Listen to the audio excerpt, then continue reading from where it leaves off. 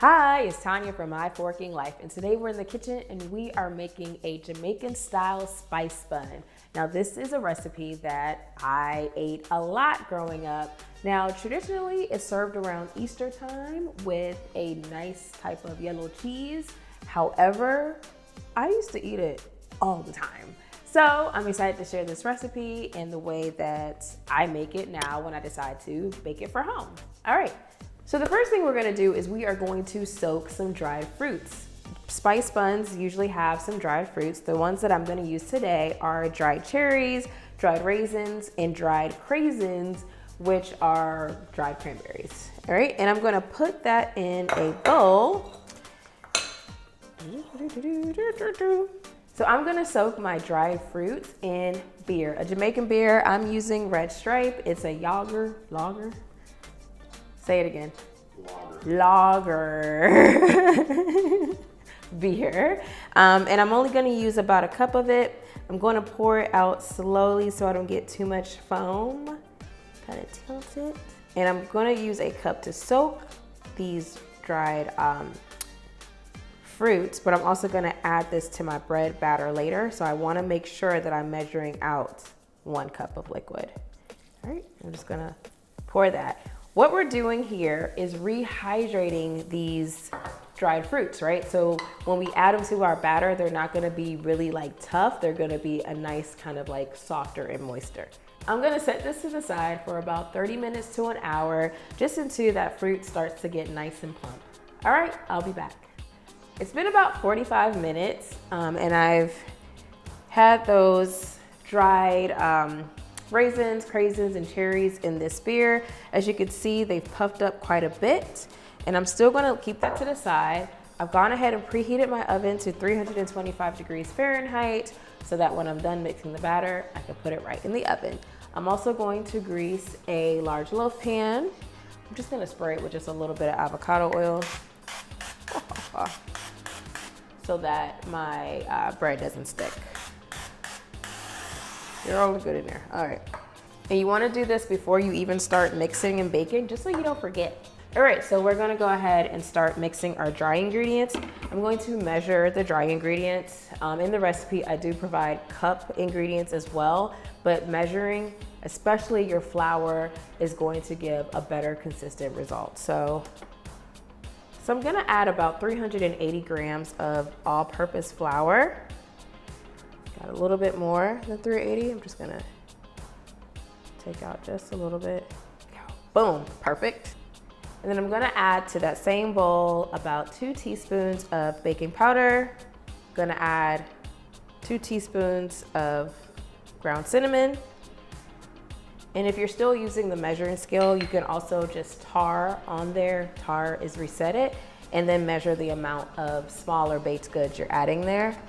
And I'm also going to add a little bit of kosher salt. Grab a spoon and just mix that all up until it's very well combined. All right, I'm gonna set that to the side. So now I'm gonna combine my wet ingredients. I've got here 1 large egg, and I'm just going to add that to a bowl first. And I'm gonna whisk that just until it's nice and combined. And then I'm going to add in some brown sugar. I'm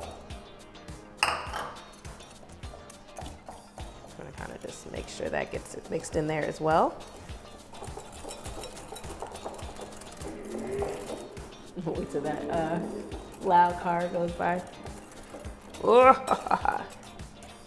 So now that our eggs and brown sugar are fully combined, I'm going to add the rest of my wet ingredients. So I'm going to add the beer that we use to soak and rehydrate these dried, I guess, berries, but I don't want to add the fruit in at this time. So I'm kind of going to just maybe use that to make sure none of that falls in there. And I'm just going to add that liquid, all of it. I'm also going to add a 1/4 cup of milk. This is just regular 2% milk. You can use full fat milk, doesn't matter. Add that in there as well. We're gonna add 1/4 cup of melted butter, butter that has been melted as well as cooled. 1/4 cup of honey. Now before I add my honey, I am going to spray my measuring cup only so that that honey doesn't stick to it. And we basically get all the honey that we want into our recipe. See? I'm gonna do the same when I measure out my molasses. That's my oven. That was loud. All right, I'm gonna do the same when I measure out my molasses, and I'm doing a tablespoon of molasses.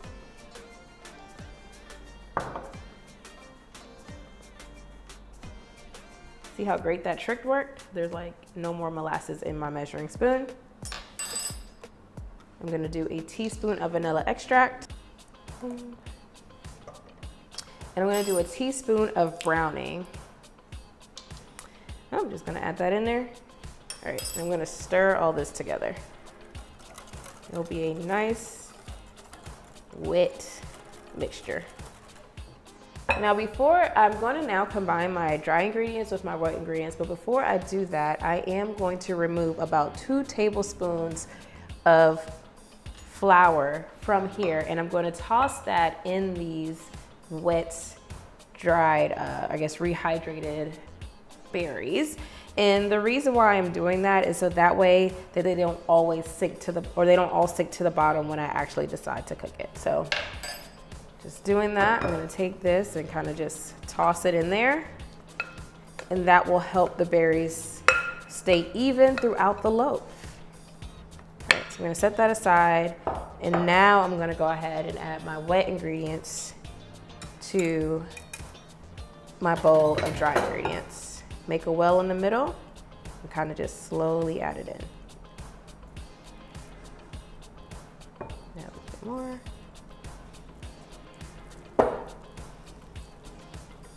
And I like to add my wet ingredients kind of a little bit at a time so that I know that all the dry bits of flour get stirred up in there.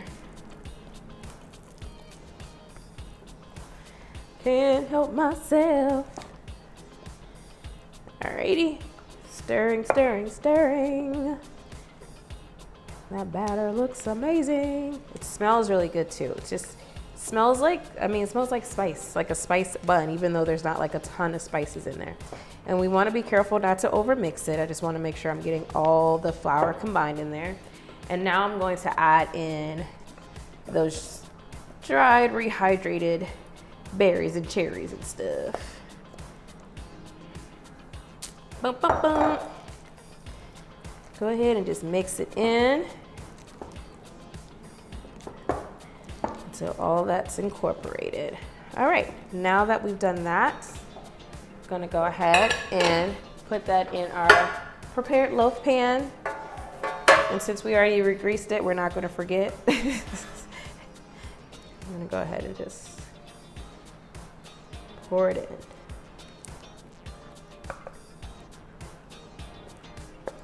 In there. I'm just spread it in there. All right.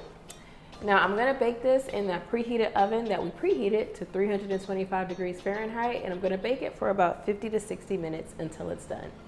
So our bread is done, or bun is done, and I've taken it out the oven and I've had it cooling in the pan that we baked it in for a little bit, around 5 minutes. It's been a little bit longer because, you know, I got distracted. All right, and I'm going to take a butter knife and just kind of go around the edges just to make sure that it's not stuck. And I'm going to gently flip that over. I thought it was stuck. It's not. And it's done. All right, and I'm going to let it finish cooling on a cooling rack. Flip her back over. And there she has it. She's beautiful. She really is. So while my bread is cooling, I'm gonna go ahead and slice up some yellow cheese.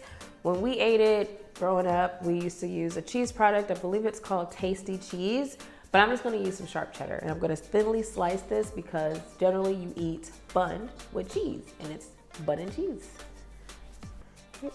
So I'm gonna go ahead and slice into this beautiful loaf.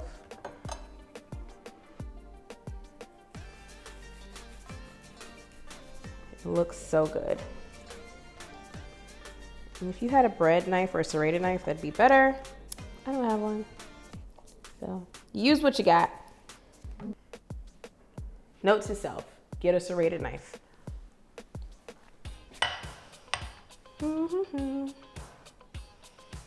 I'm just gonna put this together. Get a couple of slices of cheese.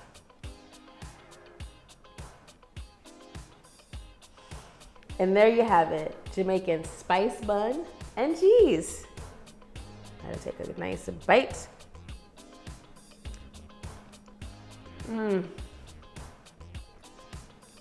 So good. All right, guys, that's it. I hope you liked the recipe. Until the next time, bye.